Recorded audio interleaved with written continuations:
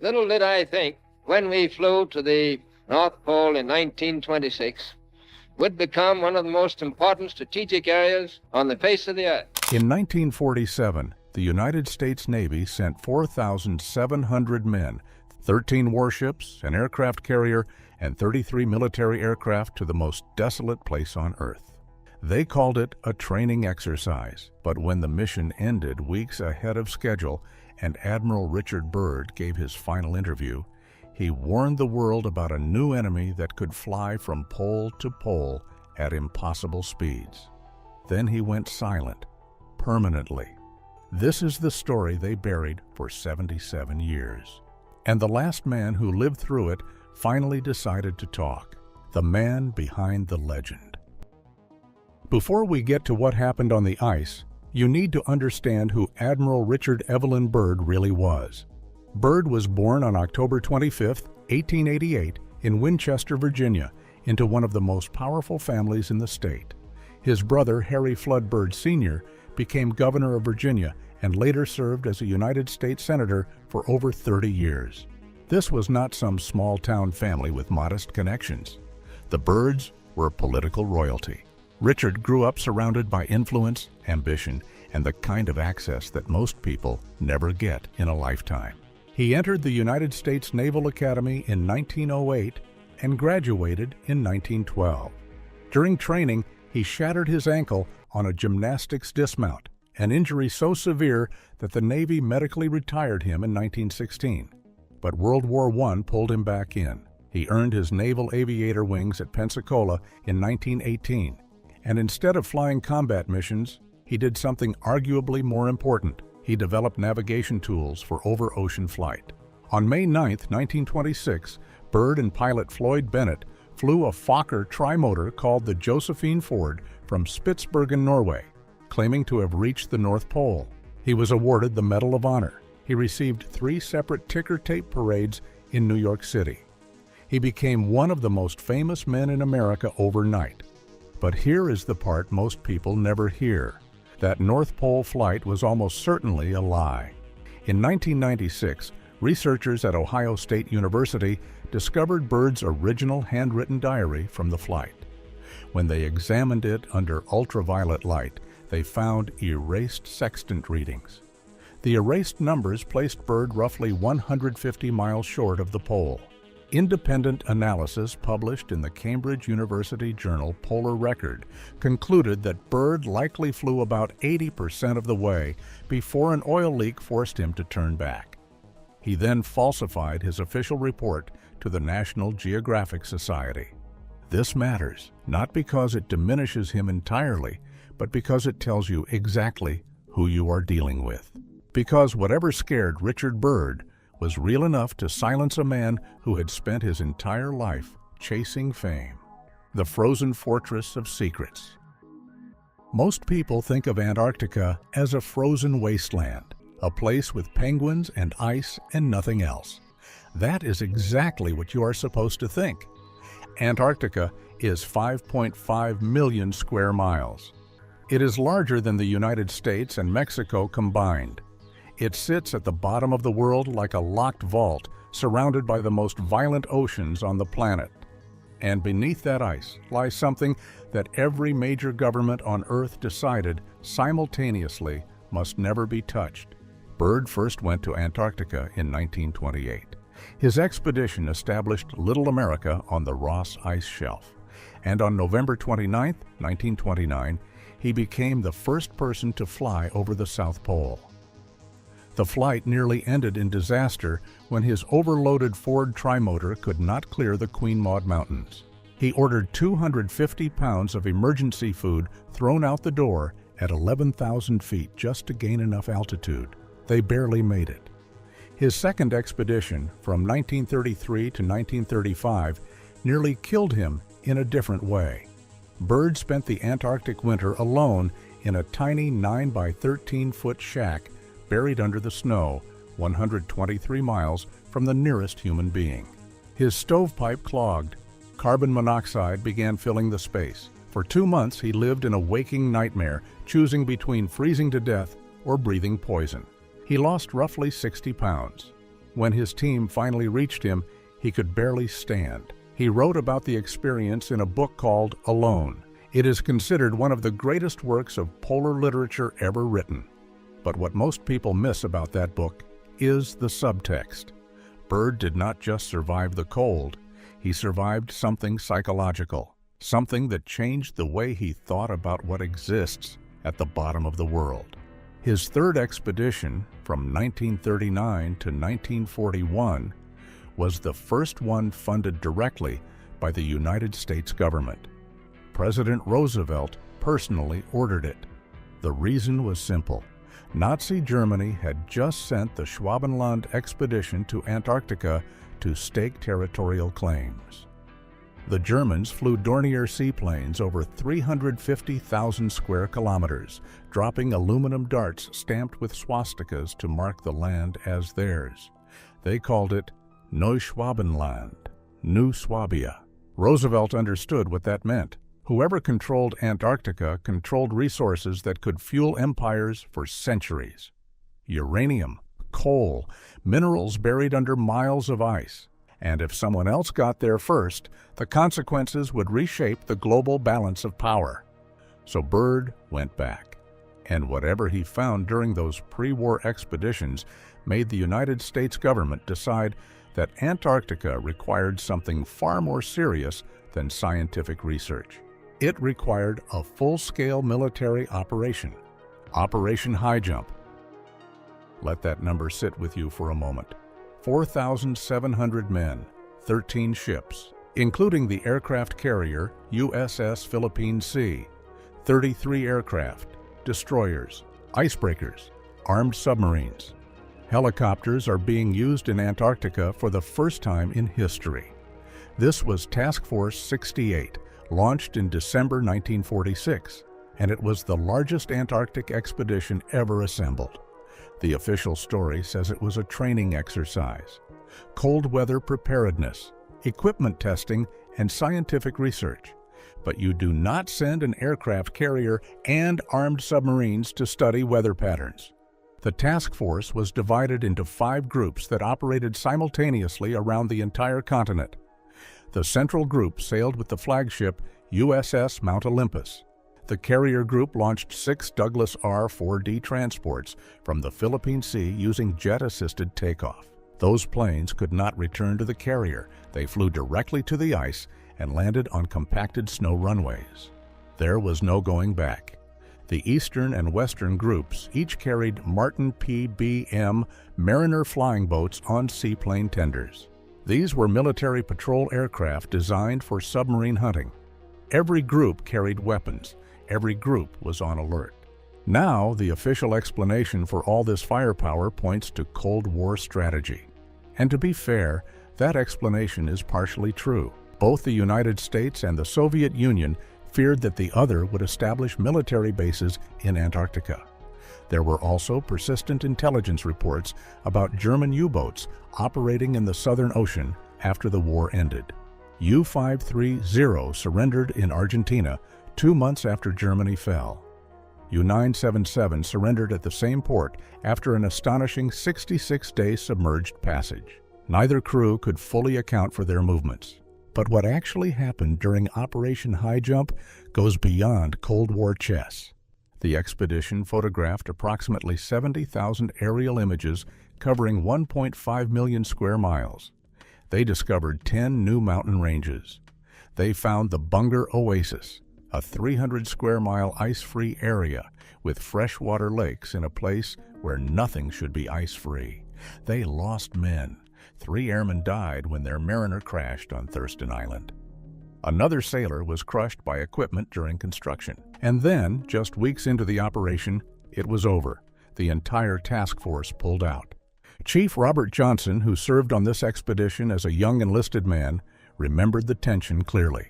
He said there was a feeling on board, not fear exactly, but alertness. Everyone knew there was more at stake than what they had been told. One night, after the withdrawal order came, Admiral Byrd said something to Johnson that Johnson carried with him for the rest of his life. Byrd told him they saw something out there that they were not supposed to see, and now they could not go back. Whatever Byrd meant, it was enough to end the largest military expedition in Antarctic history ahead of schedule.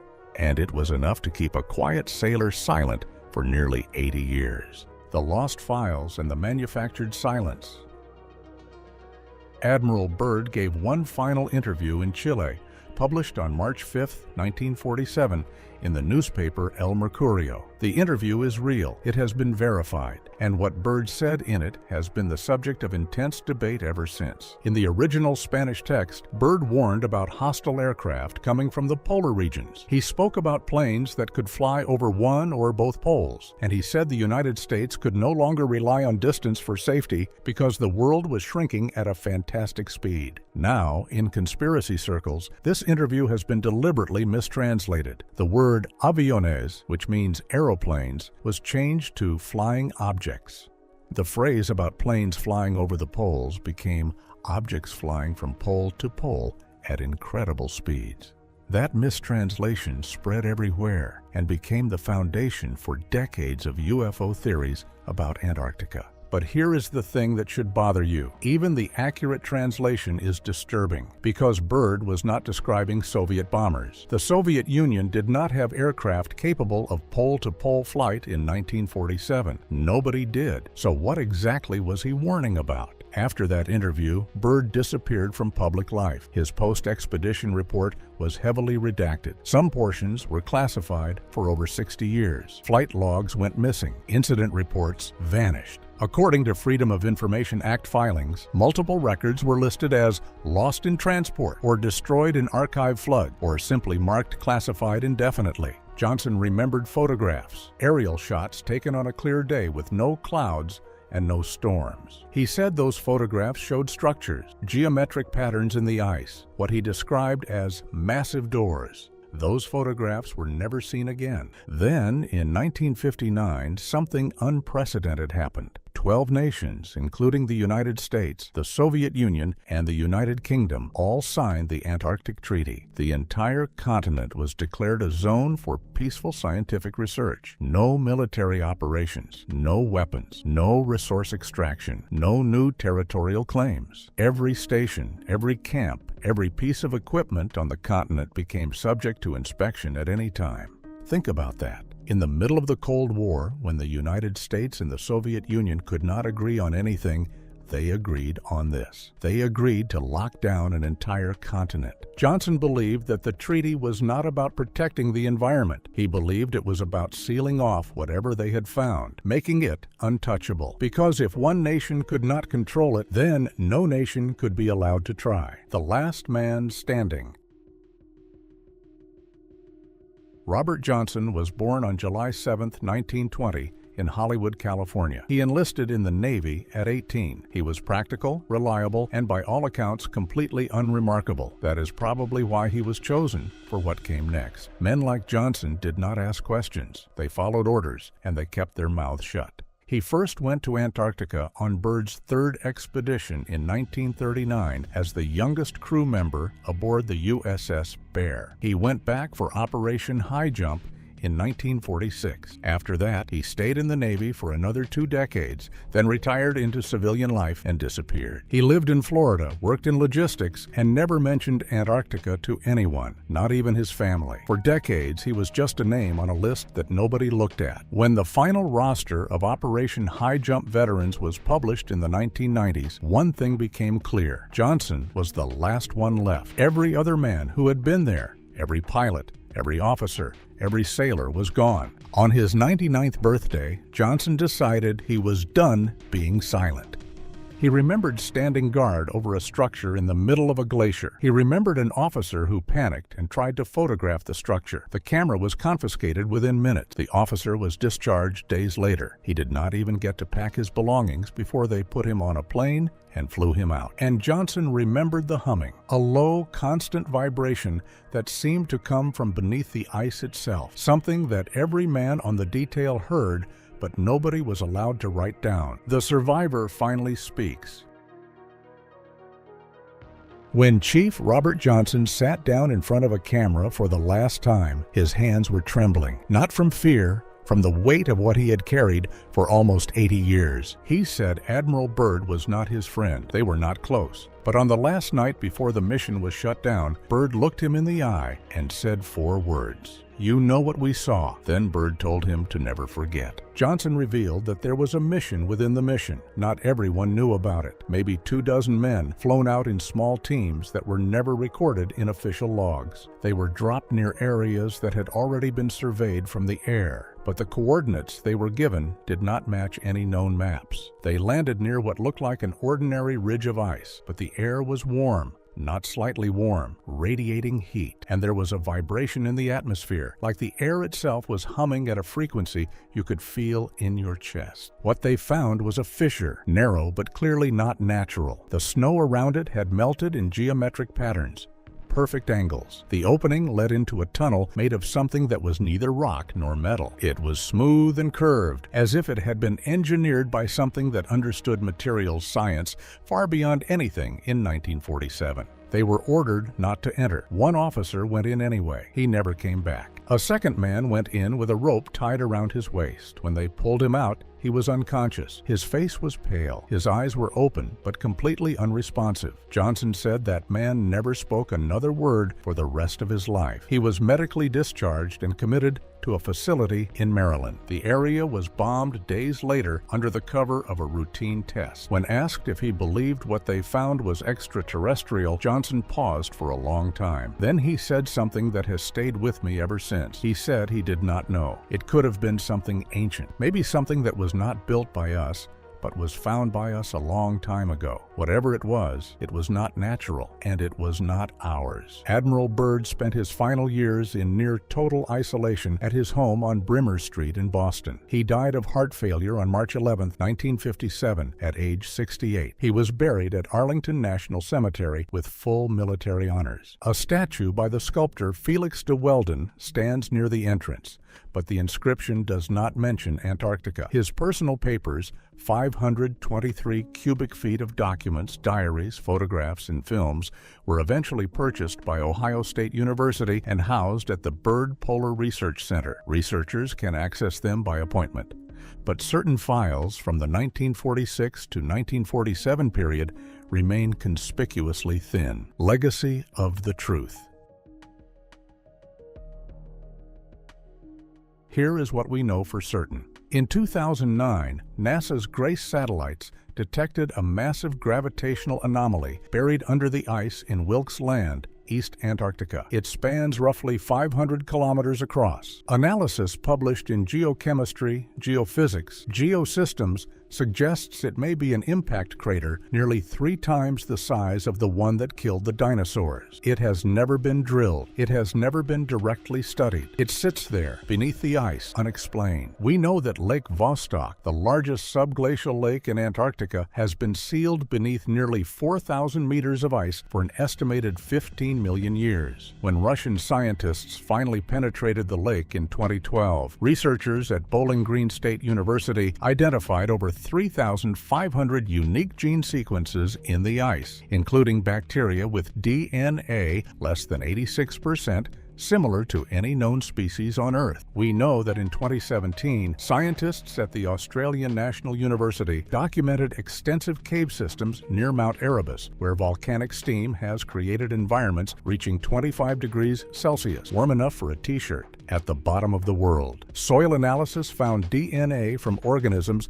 that could not be fully identified. We know that 58 nations have signed the Antarctic Treaty. We know that no nation is allowed to mine resources, build military installations, or conduct weapons tests on the continent. We know that 72 Antarctic specially protected areas exist where access is strictly controlled. The Antarctic Treaty does not expire. There is no sunset clause. The mineral mining ban has no end date. Whatever is down there, the plan is to keep it sealed forever. Johnson's final words were not dramatic. They were quiet and measured, the way a man speaks when he has been rehearsing something in his head for 78 years. He said people think the Cold War was fought with bombs and spies, but he saw another kind of war nobody wrote about, one that is still hidden. Outro. We would love to hear what you think. Drop your thoughts in the comments below, because some stories do not end when the video does, and this might be one of them.